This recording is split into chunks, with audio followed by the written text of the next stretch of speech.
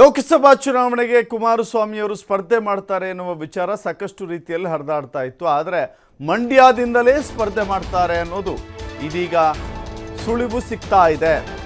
ಬಹುತೇಕ ಮಂಡ್ಯ ಕ್ಷೇತ್ರದಿಂದಲೇ ಕುಮಾರಸ್ವಾಮಿ ಅವರು ಅಖಾಡಕ್ಕಿಳಿತಾರೆ. ಹಾಗಾದ್ರೆ ಕೇಂದ್ರ ರಾಜಕೀಯದತ್ತ ಬಿಜೆಪಿ ಹೈಕಮಾಂಡ್ ಆಹ್ವಾನ ಮಾಡಿದೆ. ಈ ಹಿನ್ನೆಲೆ ಮಂಡ್ಯದಿಂದ ಕುಮಾರಸ್ವಾಮಿ ಅವರು ಸಿದ್ಧತೆ ಆರಂಭ ಮಾಡಿದ್ದಾರೆ. ಈಗಾಗಲೇ ಮಂಡ್ಯ ಕ್ಷೇತ್ರದ ಸಂಪೂರ್ಣ ಮಾಹಿತಿಯನ್ನು ಪಡೆದುಕೊಂಡಿದ್ದಾರೆ.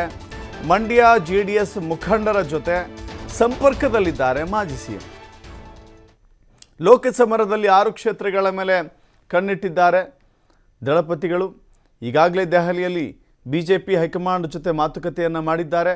ಆಲ್ಮೋಸ್ಟ್ ಸಂಕ್ರಾಂತಿ ವೇಳೆಗೆ ಅಧಿಕೃತವಾಗಿ ಕ್ಷೇತ್ರಗಳ ಬಗ್ಗೆ ಘೋಷಣೆ ಮಾಡುವಂಥ ಸಾಧ್ಯತೆ ಇದೆ.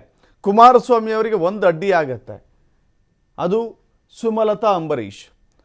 ಹಾಲಿ ಲೋಕಸಭಾ ಸದಸ್ಯರಾಗಿರುವಂಥ ಸುಮಲತಾ ಅಂಬರೀಷ್ ಕೂಡ ಮಂಡ್ಯದಿಂದಲೇ ಕಣಕ್ಕಿಳಿಬೇಕೆನ್ನುವ ತಯಾರಿಯಲ್ಲಿದ್ದಾರೆ. ಸುಮಲತಾ ಅಂಬರೀಷ್ ಮಂಡ್ಯ ಬಿಟ್ಟುಕೊಡ್ತಾರ ಸುಲಭವಾಗಿ? ಯಾಕೆಂದರೆ ಸುಮಲತಾ ಅಂಬರೀಷ್ ಕೂಡ ಬಿ ಜೆ ಪಿಯನ್ನು ಜಾಯ್ನ್ ಆಗಿದ್ದಾರೆ, ಬಿ ಜೆ ಪಿಯಲ್ಲಿದ್ದಾರೆ.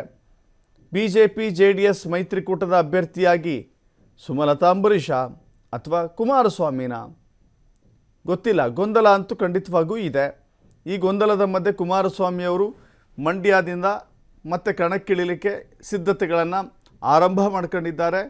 ಎಷ್ಟರ ಮಟ್ಟಿಗೆ ಸಕ್ಸಸ್ ಆಗುತ್ತೆ ನೋಡಬೇಕಿದೆ.